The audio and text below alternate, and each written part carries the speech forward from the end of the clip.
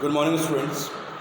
Today, myself Shivam Chaturvedi, and I am going to start a new chapter of physics of class 9th, that is force and laws of motion. Okay, I am going to revise this chapter for you all. So, our chapter name is force and laws of motion. Okay, force and laws of motion. So, what is force? In the previous chapter, you studied that what is force. So, any push or pull on an object is known as the force. ठीक है ना, यानी किसी भी object के ऊपर जब हम क्या लगाते हैं, किसी भी ऑब्जेक्ट को हम या तो अपनी तरफ खींचते हैं या किसी भी ऑब्जेक्ट को अपने से हम दूर करते हैं तो क्या होता है, फोर्स अप्लाई करते हैं. Clear. And without the application of force any object could not move, यानी कोई भी ऑब्जेक्ट बिना फोर्स की एप्लीकेशन के मूव नहीं कर सकता. तो किसी भी ऑब्जेक्ट को मूव करने के लिए हमें क्या अप्लाई करना पड़ेगा, फोर्स अप्लाई करनी पड़ेगी. ये बिल्कुल क्लियर ट्रुथ है. ठीक है ना, बिना फोर्स के कोई भी चीज़ मूव नहीं कर सकती. आपने पढ़ा भी होगा क्लास 8 में, forces are of two type. ठीक है ना, contact forces and the non contact forces. तो कॉन्टैक्ट फोर्सेज कौन सी होती हैं, नॉन कॉन्टैक्ट फोर्सेज कौन सी होती हैं? Contact forces are those by which we have to apply the force with touching, with the touch, with the touch. It means we are applying force with the help of the touch. ठीक है ना, हम touch करके उसको क्या करते हैं, force apply करते हैं. Suppose that it means in the case of the contact force the two bodies must be in contact with each other. So those forces are known as the contact forces. For example the examples of contact forces are number one, friction force. Friction force only occurs when two bodies must be in contact with each other. And number second, the examples of the contact force is mechanical force. Mechanical force which is provided by ourselves to any body to move it. ठीक है ना, किसी भी object को move कराने के लिए हम जितना फोर्स लगाते हैं, जैसा भी फोर्स लगाते हैं, उस फोर्स को हम क्या कहते हैं, मैकेनिकल फोर्स कहते हैं. मैकेनिकल फोर्स किसका एग्जांपल है, कॉन्टैक्ट फोर्स का एग्जांपल है. ठीक है ना, यानी बिना टच किए, बिना फोर्स लगाए, सपोज करो हमें इस बॉल को फोर्स लगाना है, इस बॉल को फोर्स लगाना है, तो हमें क्या करना पड़ेगा, we have to touch it. ठीक है ना, ये मैकेनिकल फोर्स है. The force which are applied by ourselves by our muscles is known as the mechanical force. और ये दोनों फोर्सेस कैसी हैं, कॉन्टैक्ट फोर्सेस हैं. Now we are going to explain the non contact forces. The non contact forces are those types of forces which exhibits without contact. It means the force which takes place without contact is known as the non-contact forces. इसको हम क्या कहेंगे, non-contact forces कहेंगे. For example जैसे कि electrostatic force. Electrostatic force is the type of force which exists between the two charged particles. Two charge particles के बीच में जो फोर्स लगती है उसको हम कहते हैं इलेक्ट्रोस्टैटिक फोर्स कहते हैं. ठीक है ना, दो चार्ज पार्टिकल्स के बीच में लगने वाली फोर्सेस हम इलेक्ट्रोस्टैटिक फोर्स कहते हैं. और इलेक्ट्रोस्टैटिक फोर्स जो होती है हमारी, ध्यान समझिएगा, दो टाइप की होती है, electrostatic force of attraction and electrostatic force of repulsion. Electrostatic force of attraction and electrostatic force of repulsion. अगर दोनों सेम चार्जेस हैं, सपोज करो हमारे पास चार्ज दो टाइप के होते हैं, positive charge and negative charge. If the two charges are of same type, अगर दोनों चार्जेस सेम टाइप के हैं, लाइक चार्जेस हैं, then they repel each other. In this case which type of force is acting between these two positive charge particles? The force is electrostatic force of repulsion. Electrostatic force of repulsion. ठीक है ना, कौन सी force लग रही होगी इसके बीच में, electrostatic force of repulsion force लग रही होगी. ठीक है ना, electrostatic force of repulsion. But if what happens, if one charge is positive and one charge is negative, then they attract towards each other. ठीक है ना, क्योंकि अनलाइक चार्जेस और dislike charges attract each other and the like charges repel each other. तो यहाँ पर ये दोनों के बीच में जो फोर्स लगेगी वो रिपल्सन फोर्स है. दोनों दूसरे से दूर भागेंगे क्योंकि सेम चार्जेस हैं. And it is the property of charge that same charges repel each other and unlike charges और dislike charges attract each other. तो यहाँ पर जो फोर्स लगेगी उस फोर्स को हम कहेंगे electrostatic force of attraction. Electrostatic force of attraction. Okay, electrostatic force of attraction इसे हम कहेंगे, ठीक है। तो आई थिंक इतना क्लियर हो गया होगा। ये हमारा कॉन्टैक्ट फोर्सेस है 2 और ये हमारा जो एग्जांपल है इलेक्ट्रोस्टैटिक फोर्स, ये नॉन कॉन्टैक्ट फोर्स का एग्जांपल है, ठीक है। इसके अलावा मैं कुछ और फोर्सेस के बारे में आपको बता रहा हूँ, ठीक है। तो ध्यान से देखिएगा, कुछ और फोर्सेस भी हमारी होती हैं जो नॉन कॉन्टैक्ट फोर्स की कैटेगरी में आती हैं। मैं यहाँ पे लिख रहा हूँ, जैसे कि नंबर 2 है हमारा मैग्नेटिक फोर्स। तो magnetic force is also example of the non contact force, ठीक है ना। तो magnetic force which exist between the magnets और you can say poles of the magnets, ठीक है ना। यहाँ भी बिल्कुल चार्ज की तरह ही प्रॉपर्टी लगती है। Same poles repel each other and different poles you can say और अनलाइक पोल्स और dislike poles attract each other. For example north south attracts towards each other and north repel each other and south also repel each other, okay. So number 2 example is number 3rd example is electrostatic force, magnetic force, and number 3rd example is gravitational force, okay। gravitational force is also a type of non contact force, ठीक है ना। कोई भी चीज़ आप जो है वो ऊंचाई पर रखिए, सपोज करो आपने कोई भी चीज़ यहाँ पर रखी और उसको यहाँ से क्या किया, ड्रॉप किया, तो वो कहाँ की तरफ जाएगी। अगर कोई भी ऑब्जेक्ट किसी पर्टिकुलर हाइट पर है और आपने उसको वहाँ से ड्रॉप किया तो वो कहाँ की तरफ जाएगा, ग्राउंड की तरफ जाएगा। तो ग्राउंड की तरफ अट्रैक्ट हो रहा है, बिना कॉन्टैक्ट में आया अट्रैक्शन हो रहा है, तो ये क्या है, हमारा ग्रेविटेशनल फोर्स है। Gravitational force is applied by any object in this universe. कोई भी ब्रह्मांड की चीज़ क्या लगाती है, ग्रेविटेशनल फोर्स लगाती है दूसरे ऑब्जेक्ट के ऊपर, and that is known as the universal law of gravitation. इसको हम क्या कहेंगे, यूनिवर्सल लॉ ऑफ ग्रेविटेशन कहेंगे। That you will read in chapter number 3 of physics class 9th, okay. तो क्लास 9th फिजिक्स में ग्रेविटेशनल फोर्स के बारे में पढ़ेंगे। तो according to the universal law of gravitation every object in this universe attracts every another object, ठीक है ना। इस ब्रह्मांड में जितनी भी वस्तुएं हैं वो सारी की सारी वस्तुएं क्या करती हैं, दूसरे ऑब्जेक्ट को अपनी तरफ अट्रैक्ट करती हैं। सबके बीच में क्या लगता है, ग्रेविटेशनल फोर्स लगता है। बट वाई हम भाई ये जो मोबाइल फ़ोन है या मैं हूँ, इसके भी हमारे बीच में भी क्या लग रहा है, ग्रेविटेशनल फोर्स लग रहा है। लेकिन ये मोबाइल मेरी तरफ अट्रैक्ट क्यों नहीं हो रहा है, मैं इसकी तरफ अट्रैक्ट क्यों नहीं हो रहा, क्या रीज़न है उसके पीछे? उसके पीछे एक ही रीज़न है, because the mass of the body is very less, ठीक है ना। जो मास है बॉडी का वो बहुत कम है, तो जो मास कम होगा बॉडी का तो उनके बीच में लगने वाला ग्रेविटेशनल फोर्स भी बहुत कम हो जाएगा, ठीक है। ये सिंपल सा एक लॉजिक है, ध्यान रखिएगा इस चीज़ को। यानी कि for a large amount of gravitational force the masses of the object must be very high और large, you can say, okay. तो मैंने यहाँ डिफरेंशिएट कर दिया कॉन्टैक्ट फोर्स क्या है, नॉन कॉन्टैक्ट फोर्स क्या है। मैंने फोर्स की डेफिनेशन भी आपको बताई, ठीक है ना। एनी पुश और pull on an object is known as the force, okay. Now effects of forces, what are the effects of forces. Forces के इफेक्ट क्या है वो देखिए ध्यान से। तो इफेक्ट्स ऑफ फोर्सेस यानी फोर्सेस क्या क्या कर सकता है, ठीक है। तो फोर्सेस क्या क्या कर सकता है, ध्यान से देखिएगा।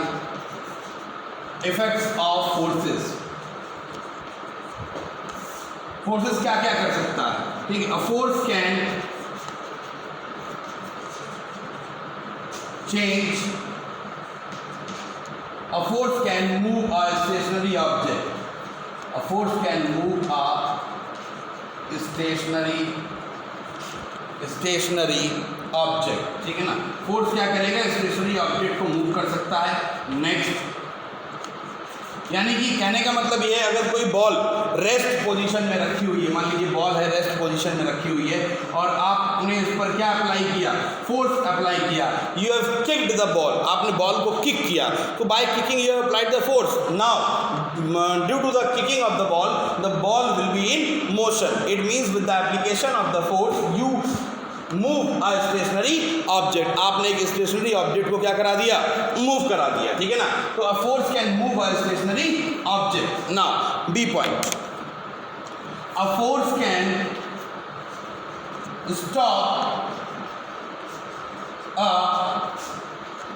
Moving object, a force can stop a moving object, ठीक है। एक मूविंग ऑब्जेक्ट है और उसको फोर्स क्या कर रही है, स्टॉप कर रही है। कैसे स्टॉप कर रही है, सपोज करो क्योंकि एक बॉल आपकी तरफ आई, ठीक है, जो फील्डर है उसने क्या किया, बॉल को कैच किया, ठीक। तो बॉल मोशन में आ रही है, हवा में है बॉल और आपके उसके बाद हाथों में आ गई, तो आपने अपने हाथों से क्या अप्लाई किया, फोर्स अप्लाई किया और बॉल को, जो बॉल मोशन में थी उसको आपने किस में ले गए, रेस्ट कंडीशन में ले गए। आप बॉल को रेस्ट कंडीशन में ले आए, ठीक है ना। तो आपने इस तरीके से बॉल को क्या किया, रोक लिया। या सपोज दैट आपकी तरफ फुटबॉल आ रही है आप गोलकीपर हैं और आपकी तरफ फुटबॉल आ रही है, आपने फुटबॉल को क्या किया, रोक लिया, ठीक है ना, उसको स्टॉप कर दिया। तो बॉल मोशन में थी, लेकिन उसके बाद आपने उसको क्या किया, फोर्स लगाकर, अपनी बॉडी की फोर्स लगाकर, मैकेनिकल फोर्स लगाकर आपने उस मूविंग बॉडी को स्टॉप कर दिया। तो ये भी एक इफेक्ट है किसका, फोर्स का। अ force can stop a moving object, ठीक है ना, एक मूविंग ऑब्जेक्ट को फोर्स स्टॉप कर सकती है।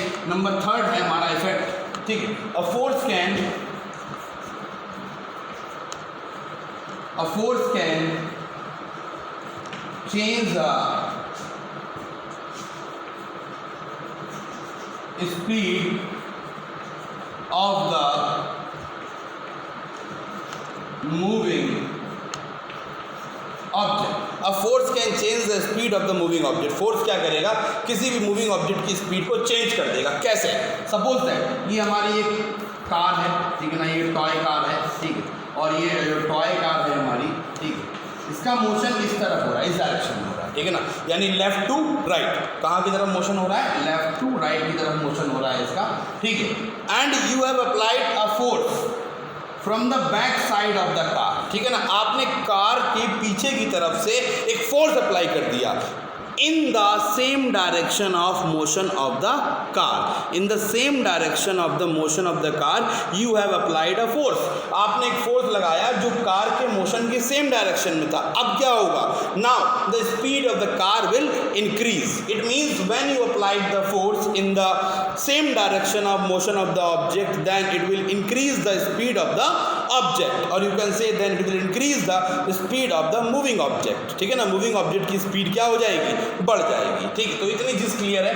बट व्हाट विल हैपन, क्या होगा, if you have applied force in the opposite direction of motion of the object, in the opposite direction of motion of the object. Suppose that the car is moving from left to right and you have applied force to pull it back. You have applied force to pull it back, and the applied force which is applied by you to pull it back is from right to left. Now what will happen, the speed of the car will reduce. It means when you are applying force in the opposite direction of motion of the object, then it will decrease the speed of the moving object, then it will decrease the speed of the moving object. Okay, so I think it is clear to you all now. So in this way we can say that a force can change the speed of the moving object. Either it may increase the speed of the moving object or it may decrease the speed of the moving object. If the applied force is in the direction of motion of the object, then the speed will increase, and if the applied force is in the opposite direction of the motion of the object, then the speed will decrease. So in this way, this is the third effect of the force. Now we have to look for the fourth effect of force, and that is a force can change the speed of the, a force can change the direction, sorry, not speed, direction. A force can change the direction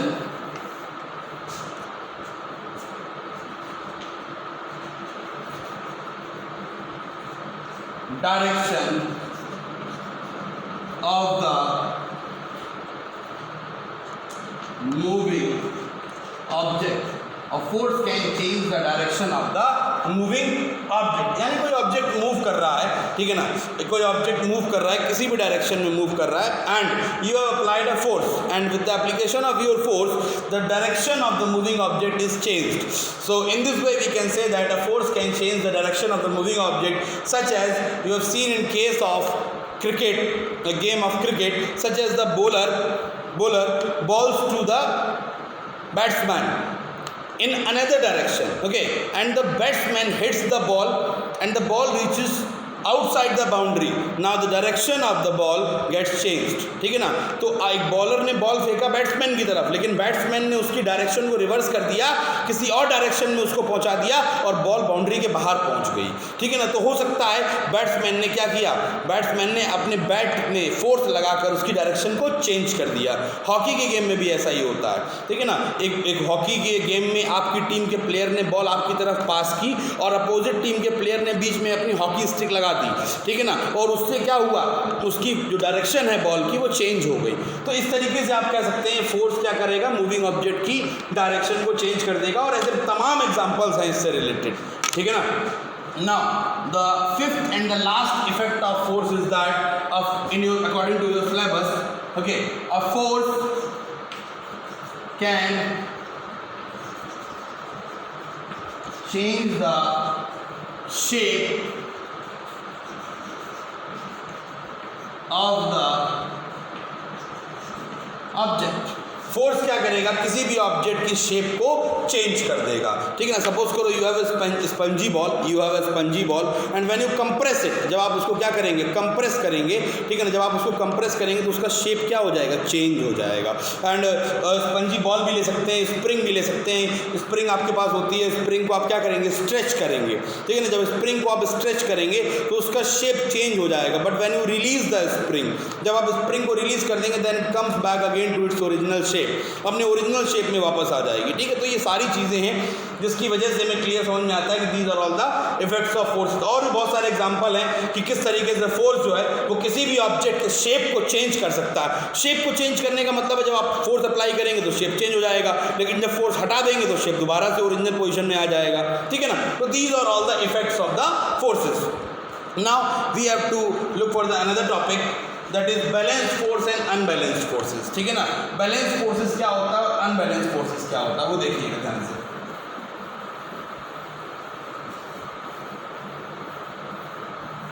Now the next topic is balanced forces.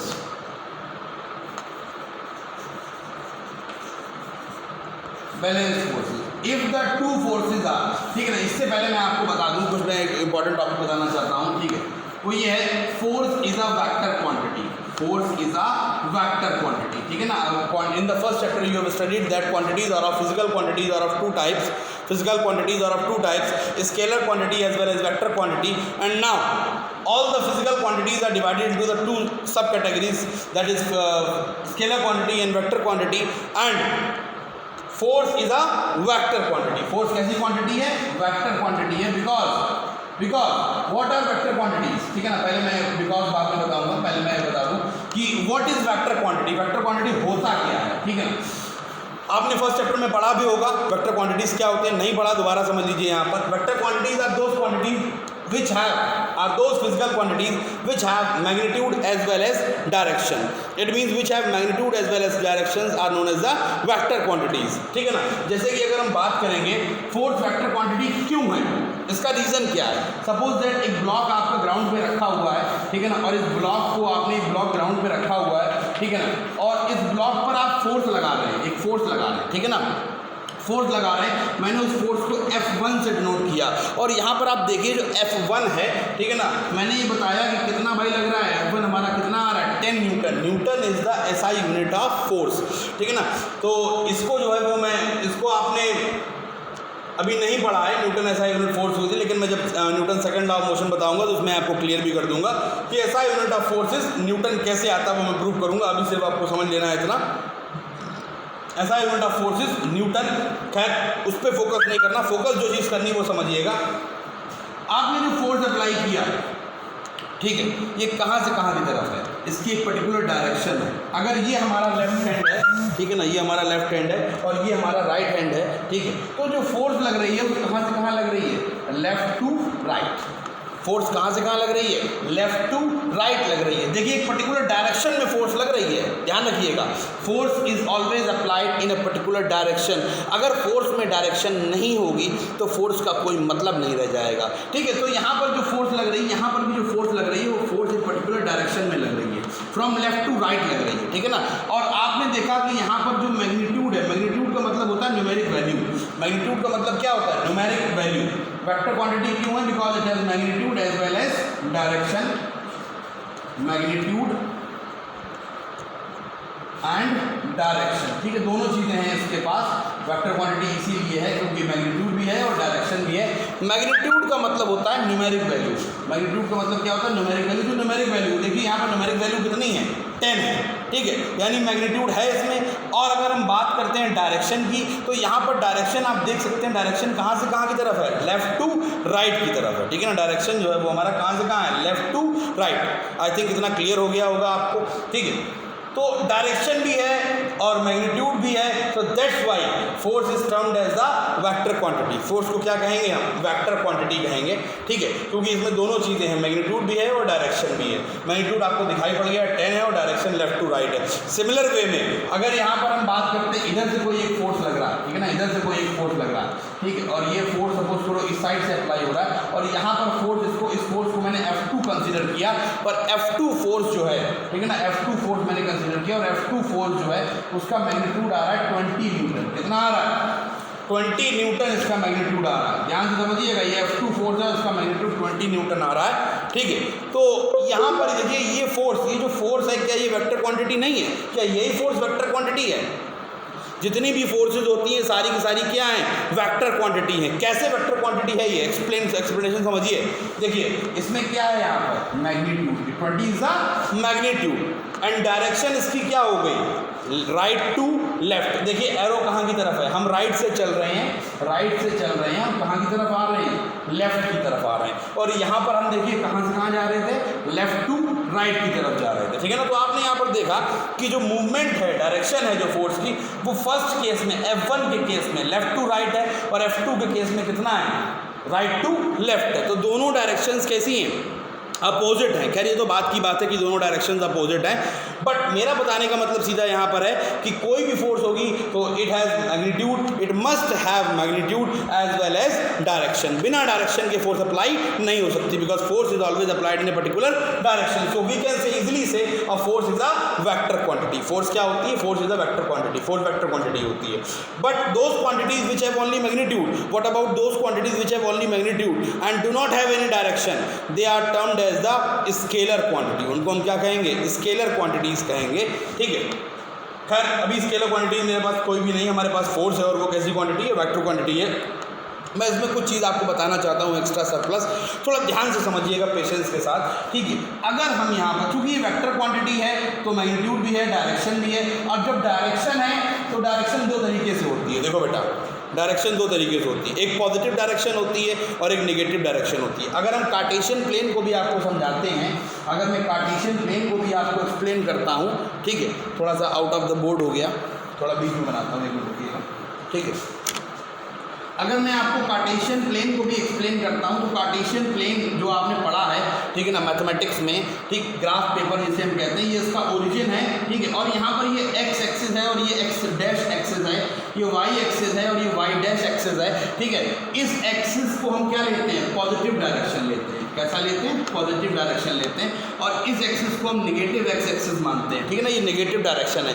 ये positive है तभी ये negative है, ये ध्यान रखिएगा, ये positive है तभी ये नेगेटिव है। यानी किसी अगर एक डायरेक्शन को आप पॉजिटिव मानेंगे तो उसके अपोजिट डायरेक्शन में जो भी होगी वो क्या हो जाएगी? ऑटोमेटिक नेगेटिव हो जाएगी, ठीक है। अगर आप इस above the axis, above the origin, vertical distance above the origin जो आप ले रहे हैं, अगर आप इसको पॉजिटिव मानते हैं, इसको क्या मानते हैं? पॉजिटिव, तो उसके अपोजिट में जो डाउनवर्ड डायरेक्शन में डिस्टेंस मेजर होगी वो किसमें हो जाएगी? ऑटोमेटिक नेगेटिव में हो जाएगी, ठीक है ना। तो ये पॉजिटिव है एक्स एक्सिस, ये नेगेटिव एक्स एक्सिस है, ये पॉजिटिव वाई एक्सिस है और ये नेगेटिव वाई एक्सिस है। तो इसीलिए मैं आपको बताना चाह रहा था कि अगर हम एक डायरेक्शन को पॉजिटिव कंसीडर करते हैं तो उसके जस्ट अपोजिट जो डायरेक्शन होती है वो ऑटोमेटिक नेगेटिव में हो जाएगी, ठीक है ना। अगर ये वेक्टर क्वांटिटी होगी तो, अगर कोई फिजिकल क्वांटिटी वेक्टर क्वांटिटी है तो उसका एक डायरेक्शन को अगर आप पॉजिटिव कंसीडर कर रहे हैं तो उसके जस्ट अपोजिट जो डायरेक्शन होगी वो automatic negative quantity, negative direction consider की जाएगी। जैसे अगर आप इसको F1 फोर्स को, जो कि कहाँ से कहाँ लग रही है? लेफ्ट टू राइट लग रही है। कहाँ से कहाँ लग रही है? लेफ्ट टू राइट लग रही है। इस डायरेक्शन को अगर आप पॉजिटिव मानते हैं, क्या मानते हैं? पॉजिटिव कंसीडर करते हैं इस डायरेक्शन को, ठीक है ना, इस डायरेक्शन को पॉजिटिव कंसीडर करते हैं तो राइट टू लेफ्ट जो डायरेक्शन आ रही है ये कैसी होगी? जाके नेगेटिव, ठीक है ना। इसका जस्ट क्या हो जाएगा? अपोजिट, क्योंकि देखिए ये डायरेक्शन लेफ्ट टू राइट थी, आपने इसको पॉजिटिव कंसीडर किया तो राइट टू लेफ्ट वाली ऑटोमेटिक इसका जस्ट अपोजिट है तो नेगेटिव हो जाएगी। बट अगर आप इस डायरेक्शन को पॉजिटिव कंसीडर करेंगे, इस डायरेक्शन को पॉजिटिव कंसीडर करेंगे, राइट टू लेफ्ट को, तो लेफ्ट टू राइट उस केस में, देन उस केस में क्या हो जाएगा कि left to right would be in negative, ठीक है ना। तो इसका जस्ट क्या होता है अपोजिट, अगर इसको पॉजिटिव लेंगे तो ये निगेटिव हो जाएगा, ये पॉजिटिव लेंगे तो ये निगेटिव हो जाएगा। दोनों चूंकि अपोजिट है और वेक्टर क्वांटिटी है इसीलिए ऐसा हो रहा है, अदरवाइज नहीं होता। स्केलर क्वांटिटी के केस में चूंकि डायरेक्शन की बात ही नहीं होती है तो वहां पर हम कोई भी निगेटिव और पॉजिटिव में डिफरेंशिएशन नहीं करते हैं, ठीक है। तो अगर मैं आपसे अब पूछूं तो ये F1 फोर्स है, इसको हम क्या बोलेंगे, +10 न्यूटन, ठीक है। और जो F2 फोर्स है इसको हम क्या बोलेंगे, -20 न्यूटन, ठीक है। तो ध्यान से देखिएगा, F1 फोर्स +10 न्यूटन है, F2 फोर्स -20 न्यूटन है, ठीक है। जो दोनों की डायरेक्शंस कैसी हैं, अपोजिट हैं। अब बताइए इस बॉडी पर रिजल्टेंट फोर्स कितना लग रहा है, रिजल्टेंट फोर्स इस बॉडी पर कितना लग रहा है। तो मैं आपको बता दूं F = F1 + F2, F = F1 + F2 हो जाएगा, ठीक है। बोर्ड के बाहर चला गया, इधर आते हैं, ठीक है। F =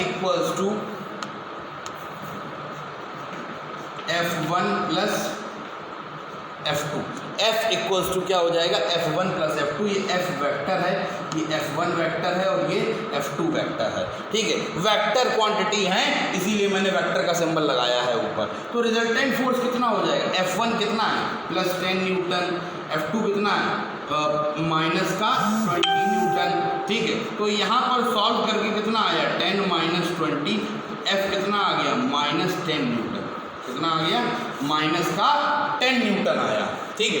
तो आई थिंक इतना क्लियर हो गया होगा आपको कि जो फोर्स होगी वो कितनी आएगी, -10, यानी इस ब्लॉक पर जो फोर्स लग रही होगी वो -10 न्यूटन लग रही होगी। And minus sign represents that the box will move from right to left, क्योंकि इसी डायरेक्शन को तो निगेटिव माना है और जब आंसर निगेटिव में आ रहा है इसका मतलब है बॉक्स कहाँ से कहाँ मूव करेगा, right to left. And this force, the combination, the pair of this force is an example of unbalanced force. ये किसका एग्जांपल है, अनबैलेंस्ड फोर्स का एग्जांपल है, ठीक है ना। मैंने हेडिंग तो बैलेंस फोर्स डाली थी लेकिन मैं आपको एक्सप्लेन अनबैलेंस्ड फोर्स कर दिया, तो मैं इसको अनबैलेंस्ड फोर्स कर देता हूँ, ठीक है ना। ये किसका एग्जांपल है, अनबैलेंस्ड फोर्स का एग्जांपल है। अनबैलेंस्ड फोर्स के केस में बॉडी पर रिजल्टेंट फोर्स कुछ ना कुछ लगता है, ठीक है। वो कितना भी हो सकता है, 1 न्यूटन, -1 न्यूटन, 10 न्यूटन, -10 न्यूटन, कुछ भी हो सकता है।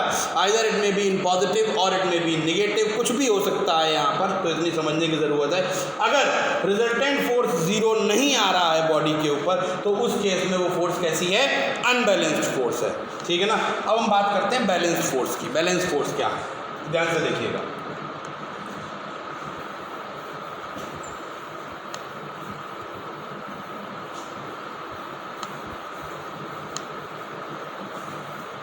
ठीक है, बैलेंस्ड फोर्सेस क्या है,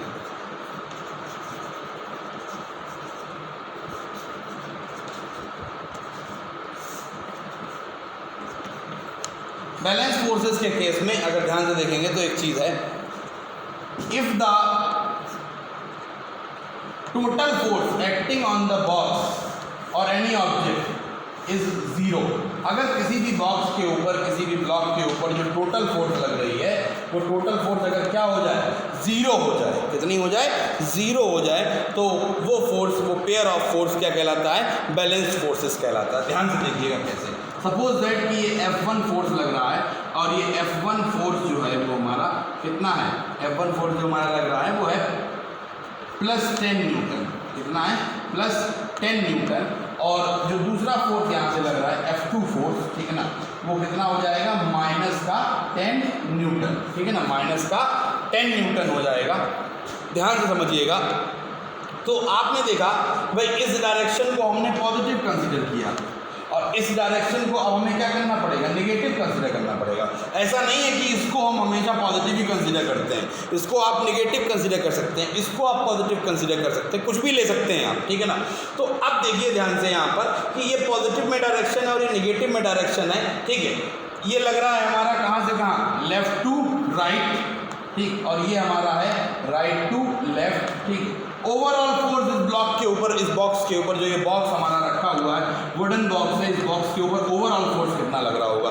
अगर हम रिजल्टेंट फोर्स की बात करें, ठीक है, रिजल्टेंट फोर्स की बात करें तो रिजल्टेंट फोर्स इस बॉक्स के ऊपर कितना लगेगा, रिजल्टेंट फोर्स कितना लग रहा होगा? तो F equals to F1 plus F2, F equals to F1 plus F2, ठीक है ना, ध्यान से समझिएगा। F equals to F1 plus F2, तो F1 कैसा फोर्स है हमारा? प्लस का 10 न्यूटन है, ठीक, plus 10 Newton, okay. And F2 force क्या है? माइनस का 10 न्यूटन, ठीक है ना, न्यूटन लिखने की जरूरत नहीं है। प्लस 10 से minus 10 cancel out, overall force जो इस बॉक्स के ऊपर लग रहा है वो कितना हो जाएगा? 0 हो जाएगा, ठीक है ना। If the resultant force acting on the box will be 0, then such forces are known as the balanced forces, such forces are known as the balanced forces. जो ओवरऑल फोर्स लग रहा है इस बॉक्स के ऊपर वो कितना लग रहा है? 0 लग रहा है। And such forces are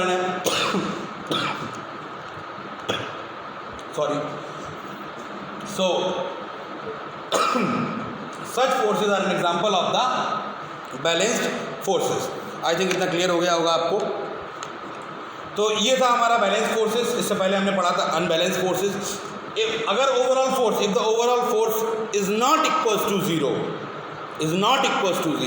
then in that case the forces are said to be unbalanced forces, and if the overall force becomes 0 and it is acting on any object and if the overall force becomes 0, then such forces are known as the balanced forces. And in case of balanced forces, the body will not move in case of balanced forces, because the overall force is 0, so the body will not move in any direction, but in case of unbalanced force, the body will move in the direction which force is greater, ठीक है, in the same direction of the greater force, the body will move in the same direction of the greater force, ठीक है ना। जो force ज़्यादा होगी उसी force की डायरेक्शन में बॉडी मूव करेगी in case of unbalance force, लेकिन बैलेंस फोर्स के केस में बॉडी कहीं भी मूव नहीं करेगी। So in this video we will complete to this topic only, and we will complete all the 3 Newton's laws of motion in our next video, so you have to watch it also, and till then, tata bye bye, thank you.